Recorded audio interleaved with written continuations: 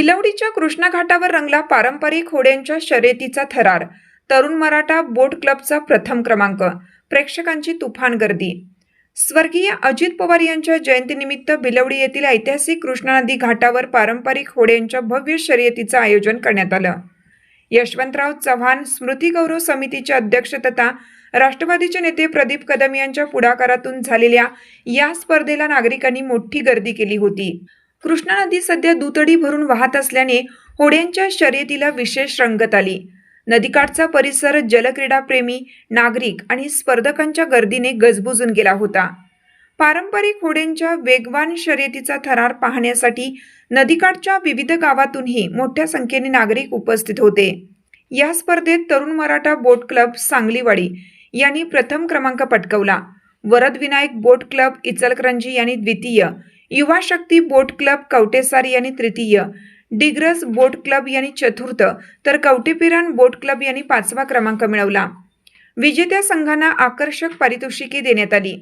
प्रथम क्रमांकासाठी 33,333 रुपये, द्वितीय क्रमांकासाठी 22,222 रुपये, तृतीय क्रमांकासाठी 11,111 रुपये, चतुर्थ क्रमांकासाठी 9,999 तर पाचव्या क्रमांकासाठी 7,777 रुपये देण्यात आले। तसेच सहभागी प्रत्येक होडीला 2,000 रुपये मानधन तसेच होडीतील खेळाडूंना आकर्षक भेटवस्तू देण्यात आल्या। पारंपरिक जलक्रीडा आणि कृष्णाकाठची संस्कृती जपण्यासोबतच स्थानिक युवकांना या माध्यमातून व्यासपीठ उपलब्ध करून देण्याचा उद्देश असल्याचे आयोजक प्रदीप कदम यांनी सांगितले। होड्यांच्या शर्यतीमुळे भिलवडीच्या कृष्णा घाटावर उत्साहाचे आणि जल्लोषाचे वातावरण निर्माण झाले होते।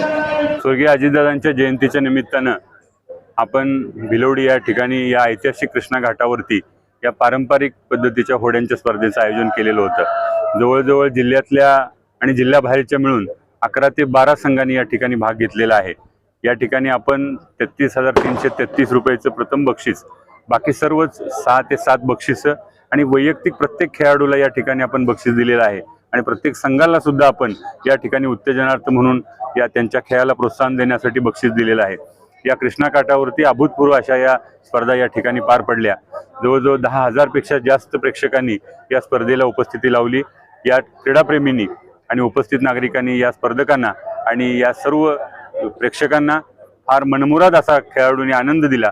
अत्यंत चांगल्या पद्धतीचा परफॉर्मन्स त्या खेळाडूंनी केला।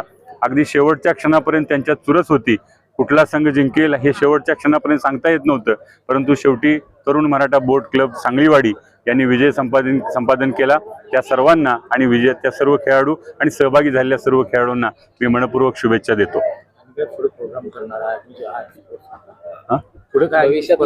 भविष्यात आपण या स्पर्धा दरवर्षी अजितदादांच्या जयंतीच्या निमित्तानं या भिलवडीच्या ऐतिहासिक कृष्णा घाटावरती घेण्याचा संकल्प आहे। या स्पर्धेच्या माध्यमातून खेळाडूंना दरवर्षी प्रोत्साहन देण्याचा प्रयत्न यापुढे चालू राहील।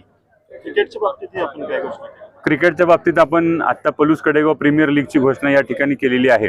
आपल्याकडे भिलवडीचे सुपुत्र मळवाडीचे वावरे सरांनी क्रिकेटच्या बाबतीत आज ते अक्षरशः परीक्षा देऊन ते आंतरराष्ट्रीय दर्जाच्या BCCIच्या क्रिकेट क्लबच्या ह्याच्यावरती कोच म्हणून त्यांची निवड झालेली आहे। त्यांच्या माध्यमातून आपण पलूस कडेगाव प्रीमियर लीगची घोषणा आज या निमित्तानं खेळाडूंसाठी आपल्या ग्रामीण भागातल्या मुलांना प्रोत्साहन देण्यासाठी त्याची आज घोषणा आपण या ठिकाणी केली आहे।